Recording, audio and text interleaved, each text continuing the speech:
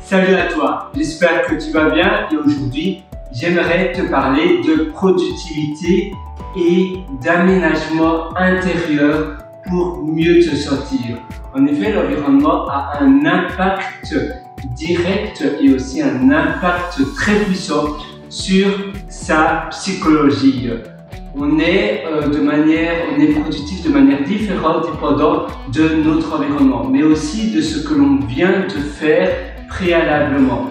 Ça veut dire que si je viens de me réveiller, maintenant, je viens de me réveiller les 7 h du matin, voilà, et je m'étire, ça c'est bien de s'étirer. Et puis après, si je fais directement un podcast ou bien je parle en vidéo, je fais une formation, ma voix n'est pas assez échauffée. Souvent, ma voix n'est pas, j'ai un peu des à-coups, je parle pas très bien parce que je ne suis pas suffisamment bien échauffé. Et en effet, la tâche que je viens de faire, dormir, n'était pas appropriée pour la tâche d'après.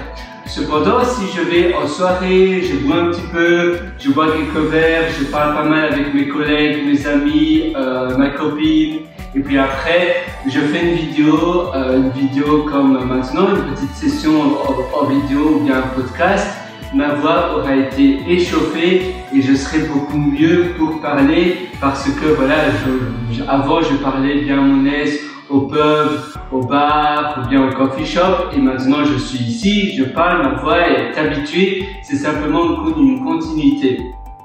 Et c'est pour cela que c'est très important d'optimiser chaque environnement que tu fais, chaque pôle d'activité que tu pratiques dans tes journées doivent être assemblés de manière à ce que l'activité qui suit soit optimisée par rapport à l'activité qui le précède.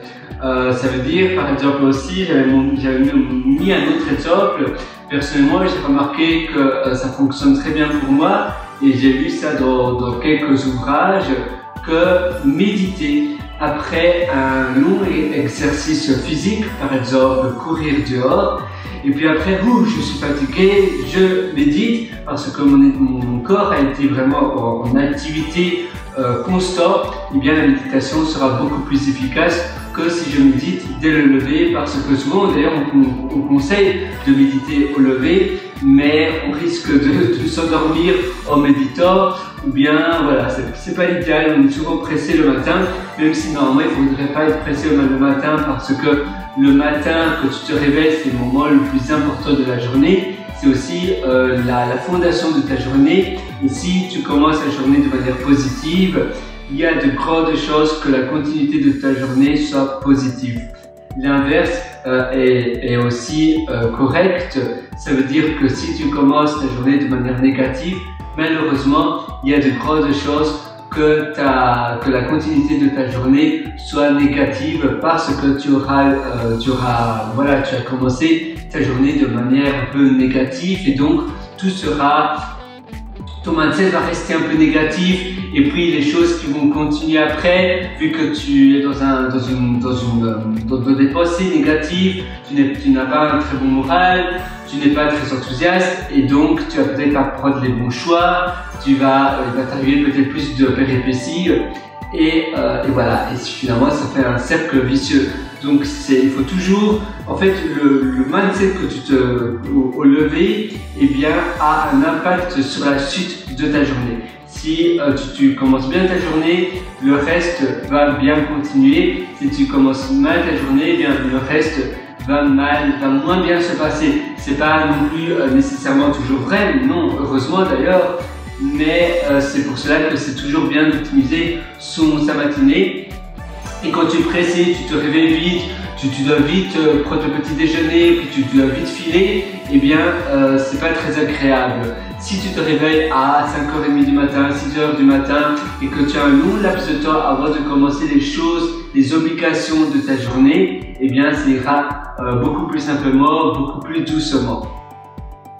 Et en effet, le niveau d'énergie, comme ce que je te disais, est directement lié par ce que tu viens de faire de l'activité qui précède la nouvelle activité.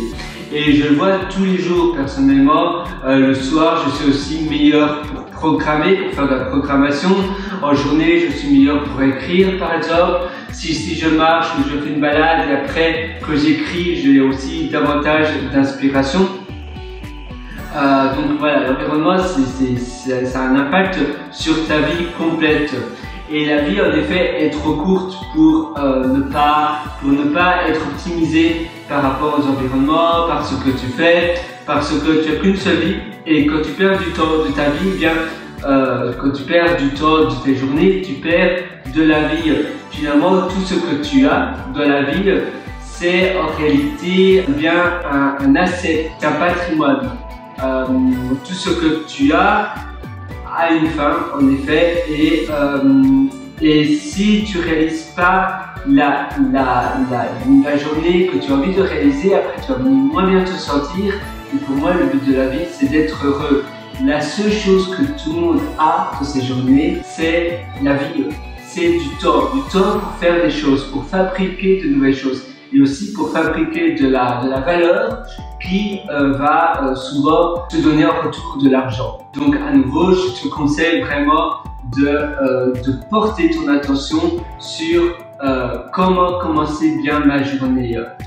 Le soir, la veille, avant d'aller au lit, tu peux aussi déjà avoir une tâche de toutes les choses que tu veux accomplir. De commencer ta journée en prenant peut-être un jus de fruits et tu vas lire cette liste de tâches, tu vas penser d'accord.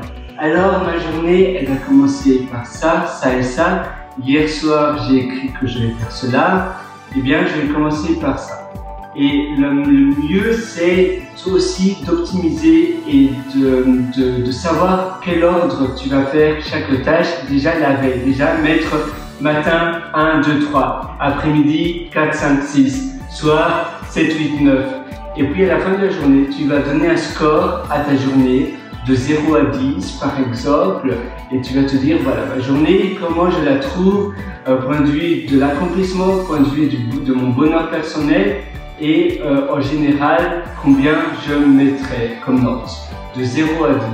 Et puis après, si c'est mettons 5, 6 comme note, tu vas voir qu'est-ce que je peux améliorer pour demain. Et là, tu vas essayer de voir, peut-être tu peux optimiser de manière différente les tâches, tu peux les mettre dans un ordre différent, tu les as peut-être mal prioritisées et ainsi de suite.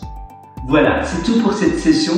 Si tu veux aller encore plus loin, je t'ai aussi concocté un atelier qui s'appelle Belle Vie et ça se trouve sur mon site pierrewriter.com, pierrewriter.com, et là-dessus, sur le menu du haut, tu as un lien qui s'appelle Mes méthodologies et en cliquant dessus, tu verras mon atelier Belle Vie. Et là, je te prends par la main pour optimiser de A à Z ton quotidien.